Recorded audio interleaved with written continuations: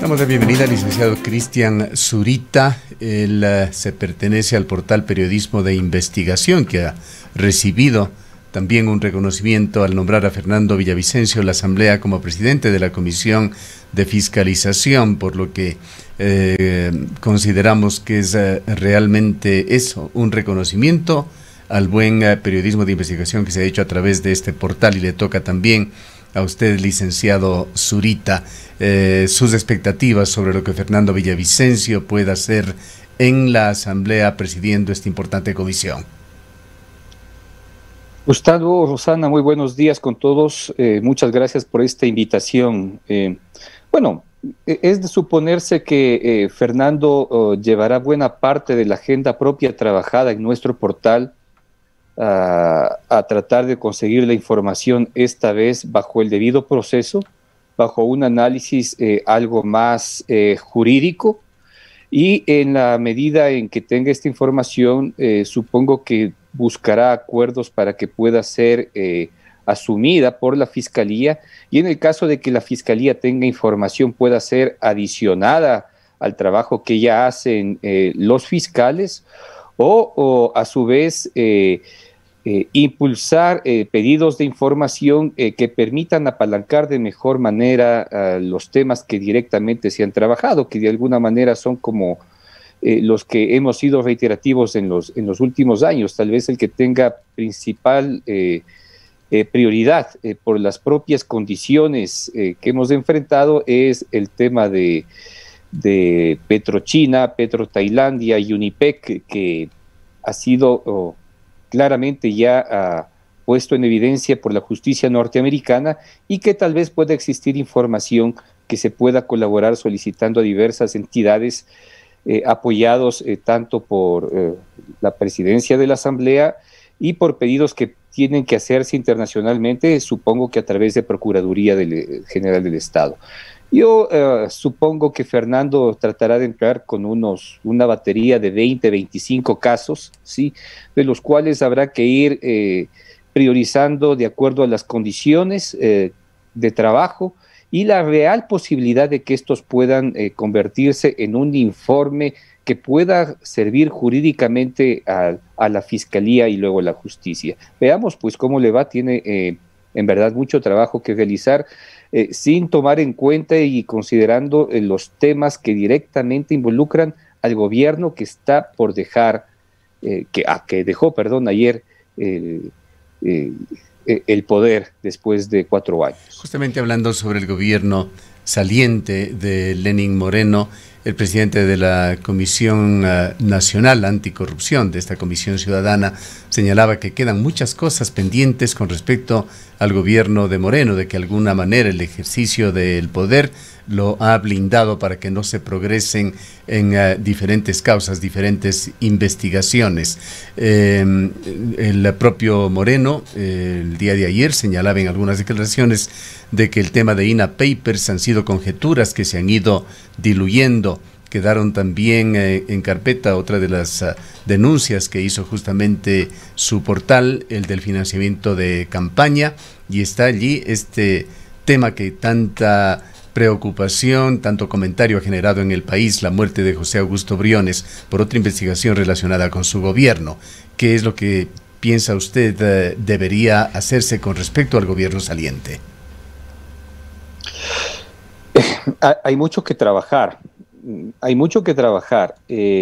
Empezando por el tema INA Papers. No es que todo ha quedado en conjeturas. El presidente saliente, Lenín Moreno, es un experto en mentir, y mentía de tal manera que tenía la capacidad de que todo le resbalaba. Tenía una piel de elefante en verdad muy gruesa, absolutamente todo le resbaló. Y el caso INA Papers, de alguna manera, creo que se sostuvo en el tiempo sin que avance por el propio contexto nacional. Si es que se avanzaba, efectivamente podía caer y podíamos entrar en un proceso de desestabilización que creo que ya queda en evidencia que eso no va a suceder. Hay que presionar a Fiscalía, ¿sí? De lo último que yo recuerdo del tema INA Papers es que Fiscalía hizo algunos pedidos, ¿sí?, a la justicia, a Suiza, para que la información de las cuentas que el propio presidente Lenín Moreno accedió voluntariamente a abrir se hagan públicas y sean entregadas a la justicia ecuatoriana. Eso no ha sucedido, ¿sí? Hasta que yo conocí que son algunos meses, la justicia suiza se había negado a entregarle información aduciendo algún tipo de blindaje especial que tenía el presidente de la República con respecto a la información privada que había solicitado voluntariamente entregar. Y estaba dando largas en el tema. Creo que habría que encontrar otro tipo de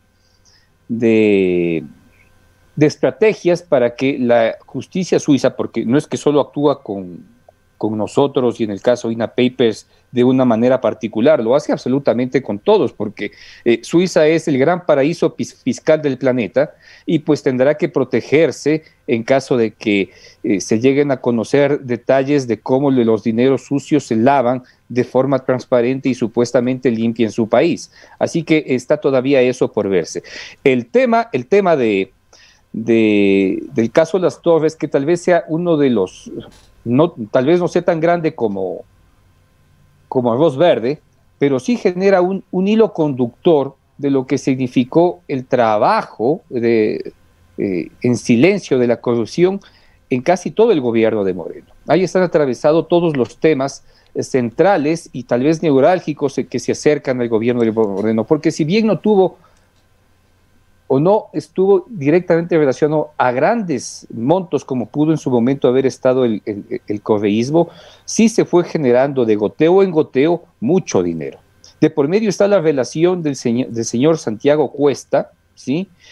Con un grupo de empresarios relacionados a los temas de seguros y reaseguros, en los cuales también pasa de por medio una serie de personas que están con vasos comunicantes como el señor Jurado Béjar y como el fallecido, se me fue el nombre. Augusto Briones. De Augusto Briones, ¿sí? En todo este tema, ¿sí? Y hay líneas clarísimas que la Fiscalía ya tiene identificadas, ¿sí? Por ejemplo, la Fiscalía ya ha identificado con total claridad la línea del dinero sucio que llega a la familia del excontralor Pablo Celi. Y hay que tratarlo, creo que bajo esas condiciones de excontralor, ¿sí? Está establecida todas esas condiciones. En el proceso judicial se establece cómo el fallecido Augusto Briones, ¿sí? Ejerce presión, ¿sí? en el Instituto de Seguridad de la Policía para cambiar empresas, ¿sí? Que efectivamente no tenían los valores que en una instancia, en ciertos estudios, se habían identificado, de tal manera que José Augusto Briones, no creo que era una mala persona, pero estuvo directamente involucrada en temas de corrupción muy gruesos, pues se encontraba totalmente involucrado. Quiere decir que todos los caminos llevaban hacia él, y creo que tal vez puede ser una de las decisiones por las cuales él decidió aparentemente quitarse la vida, ¿no? Todavía quedan algunas investigaciones que hacerse, pero que pase eso en la cárcel 4 como que puede ser muy difícil, ¿no? Todos los espacios dentro de esta gran casa, de este hogar, son abiertos, así que es muy difícil que puedan cometerse este tipo de actos de forma violenta o de una persona contra otra. No se conoce, yo no que recuerde, no existen casos de este tipo, pero habrá que ver qué dice la investigación policial en este último caso. En todo caso, los responsables están hundidos hasta el cuello. Licenciado Zurita, muy buenos días. También le pudimos escuchar en su discurso al presidente Guillermo Lasso diciendo que se acabó la persecución política. ¿Cómo debemos entender los ecuatorianos de esto cuando pensamos precisamente en esta gran cantidad de procesos que todavía están pendientes de investigarse, de avanzar y que lleguen a un feliz término? ¿Podemos entender como una relación de que efectivamente algunos de estos procesos han respondido a algún intento más bien de orden político o han tenido algún trasfondo político?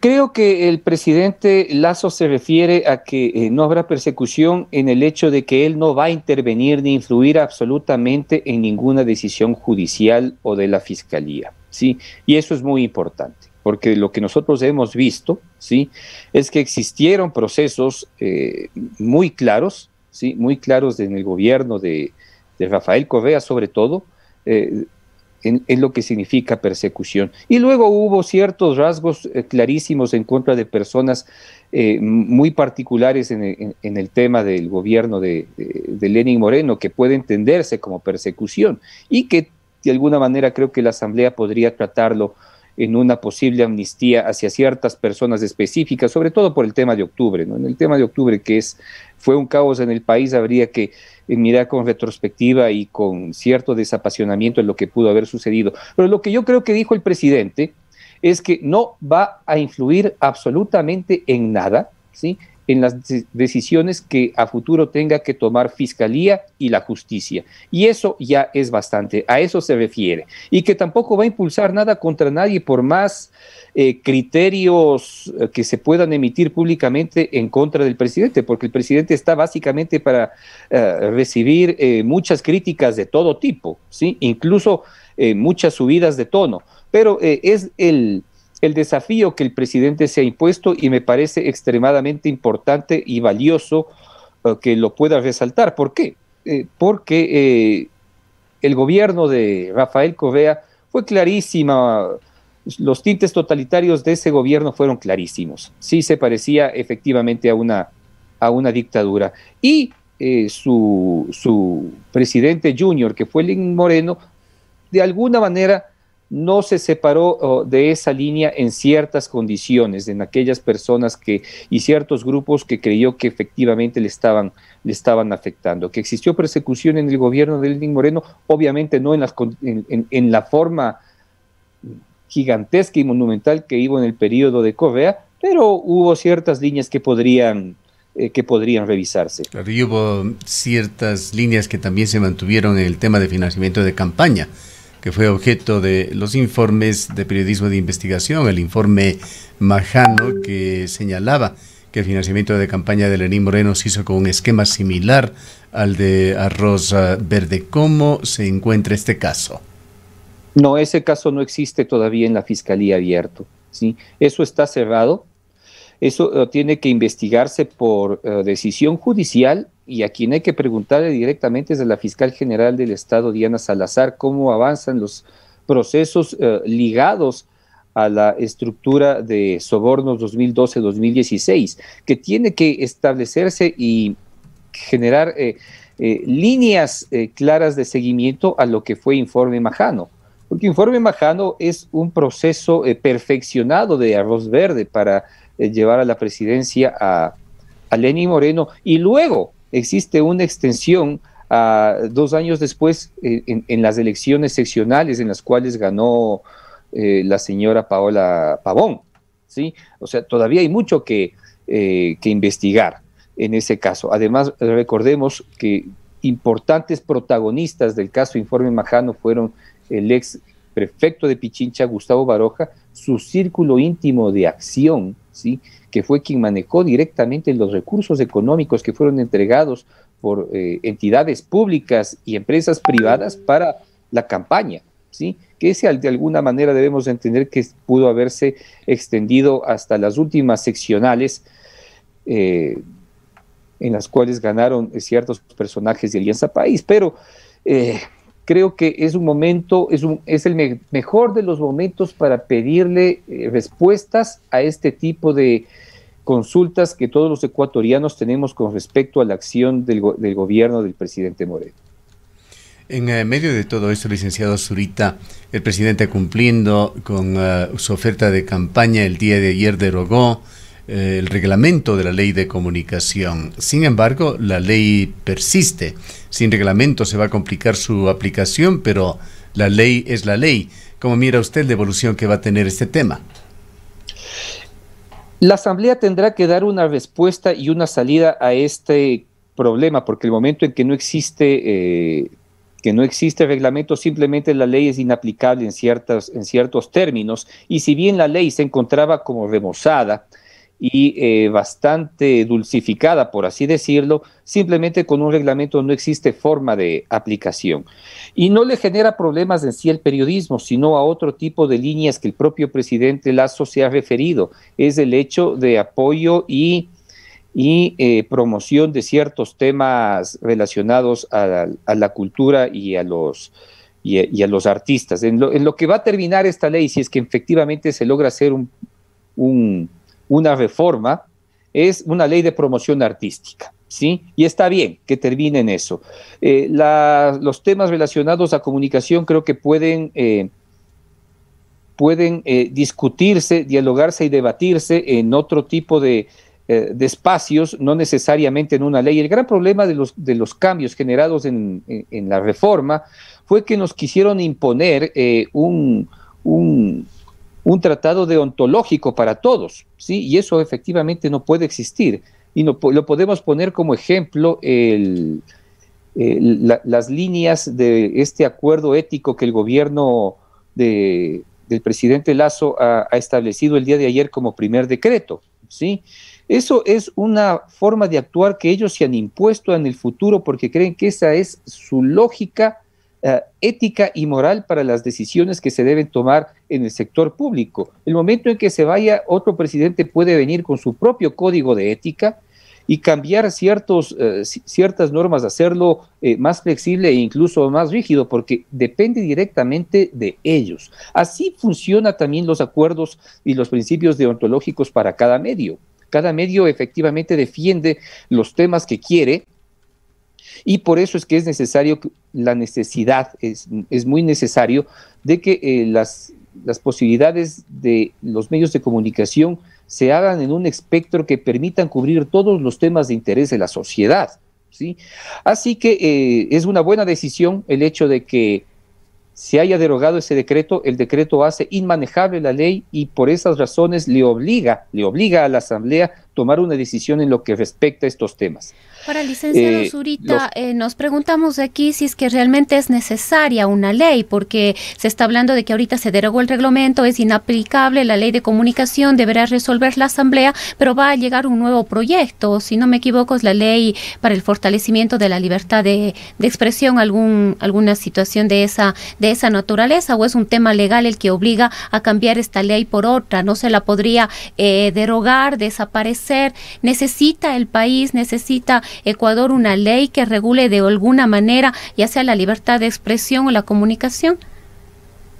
Podría de alguna manera dejar normados ciertas condiciones que son necesarias y que pueden variar con el tiempo. Por ejemplo, hay que ser prospectivo y entender qué puede pasar con todo lo que significa la condición de frecuencias, ¿sí?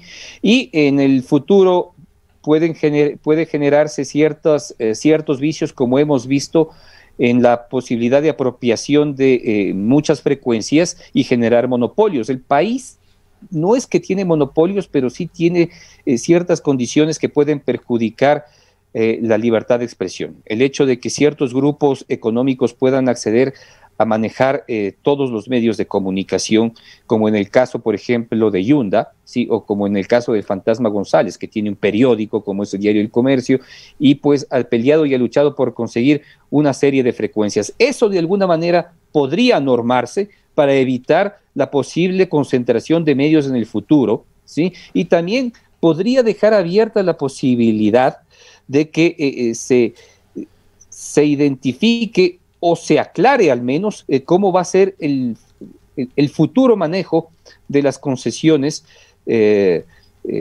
medios de comunicación. Creo que eso es fundamental y tal vez el único tema que pueda interesarnos a futuro. No creo que otros en sí puedan ser tratados. Nosotros deberíamos ver una acción más propositiva de la academia. La academia está muy divorciada de lo que pasa en realidad con la sociedad en sí y sobre todo con los medios de comunicación, ¿sí? Ahí tiene que haber una sociedad más pujante. Por ahí veo ciertos intentos generados sobre todo desde Cuenca, desde la Universidad de Cuenca, de ciertos actores así como muy particulares, pero nada más. Tiene que haber una acción mucho más proponente por parte de otros grupos académicos que puedan incidir sobre la acción y sobre los contenidos que generan los medios y pues hacerlo y criticarlos, ¿no? O sea, para eso están los medios todos los días. Todo lo que uno publica y queda en evidencia es susceptible de ser criticado y para eso está. No importan las críticas que vengan y allí están y hay que aceptarlas porque de eso se trata. Y hay que tener total apertura para ello. De tal manera de que lo que deberíamos ver es una acción propositiva de la academia, ¿sí? Que dé paso o que cubra aquellos aspectos que la ley nunca pudo hacerlo, porque el objetivo era imponernos una serie de centros de planificación. Espero que todos estos grupos que fueron creados, sí, y que consumen parte del erario nacional con sueldos en personas que son totalmente piponas, que no han servido absolutamente para nada, ¿sí? Como lo que fue superintendencia y luego estas organizaciones que supuestamente tenían que planificar lo que pensamos, lo que decimos, lo que queremos, se acabe con esta nueva ley. Simplemente estas organizaciones, que ya ni siquiera sé cómo se llaman, pues tienen que desaparecer y esos espacios tienen que ser correctamente llenados por académicos de primera línea que puedan referirse y criticar con solvencia los errores que cometen los medios a diario. Licenciado Zurita, justamente el gobierno de Lenín Moreno intervino en la ley de comunicación, de alguna manera la atenuó, pero continuó con una serie de aberraciones que se instituyeron durante el correísmo que afectaban la libertad, introducían mucho ruido en la comunicación y han complicado la vida de los medios de comunicación y de los periodistas. En todo caso, desde el día de ayer realmente sí se espera y que esto se mantenga, se respira un aire menos denso para el periodismo de Ecuador. Sí, eso ha sido, creo que una de las respuestas más favorables que he podido ver. El presidente se ha dado cuenta de la importancia de lo que significa la libertad de expresión en términos democráticos, independientemente de todos los vicios que tiene la democracia y sobre todo la nuestra, ¿sí? Lo importante es tratar de rescatar todos estos valores que supuestamente tiene la democracia y que deben jugar un rol preponderante, ¿sí?, en la constitución de un mejor país. Yo le he escuchado ayer al presidente Lasso sorprendido porque siendo un banquero, siendo un hombre de centro mirando hacia la derecha, ha dado un discurso muy ligado hacia la izquierda y el progresismo, ¿sí? Sin que pensar que el progresismo es una mala palabra, porque no lo es, ¿sí? No lo es. Lo malo fue el abuso de ciertos grupos que usaron su nombre para beneficiarse. Sin embargo, hemos visto que ha tomado buena parte de su tiempo a establecer las necesidades de cambio de este país apalancado en lo que son los objetivos de desarrollo sostenible de las Naciones Unidas. Y todos sabemos que todos los objetivos de desarrollo sostenible de las Naciones Unidas son creados y constituidos por personas que van desde el centro hacia la izquierda, ¿sí? Y los ha asumido con tal y con fuerza, porque los ha señalado y los ha logrado de alguna manera acoplar, ¿sí?, a un plan que aparentemente está claro y que fue alineado en su discurso el día de ayer. Por eso me sorprendió. Y pues dentro de esas condiciones espero que se dé. Un enfoque que quizá tuvo mucho más de socialdemócrata que un discurso de un gobernante de derecha. Sí, tal vez pueda ser la madurez del presidente Lasso. Creo que en estos 12 años ha dado un giro muy fuerte de esta visión totalmente amplia y libre que puede ser el comercio, a pensar en otras líneas de lo que significa el propio desarrollo, ¿sí? Pero ahora vamos a tener que verlo en la práctica. Una cosa es el discurso. Claro, pero al menos hay una línea marcada y creo que es importante. Sí, creo que nos ha dado una línea muy valorable de estos temas. Creo que el país lo tiene que, creo que lo tiene que aplaudir, sí, porque un hombre viniendo de la apertura total de la banca a lanzar y establecer este decreto que permitió de alguna manera salvar a 1 millón de personas de la central de riesgos, ya pues deja mucho que hablar de lo que nosotros podemos esperar del presidente. Creo que vamos a poder esperar muchas más cosas de lo que nosotros suponemos. Bien, muchas gracias por habernos acompañado, licenciado Zurita. Muchas gracias, Gustavo. Muchas gracias, Rosana. Declaraciones de Cristian Zurita. Él es editor del importante portal Periodismo de Investigación. Son las 8:30. Cuenca, año 2050. Cuando la contaminación y la escasez de agua son problemas en todo el mundo, en Cuenca, Ecuador, todavía se vive tan bien como hace 30 años. Esto gracias a que los cuencanos tomaron decisiones correctas, como la construcción del proyecto hidroeléctrico Soldados Yanuncay, que ha generado 22 megavatios de energía limpia, reguló el caudal del río Yanuncay y garantizó el agua potable para Cuenca y agua de riego para San Joaquín y Baños. Aunque esto parezca ficción, es nuestro compromiso con Cuenca Bicentenaria, el Ecaustro. Juntos generamos agua y energía para la vida.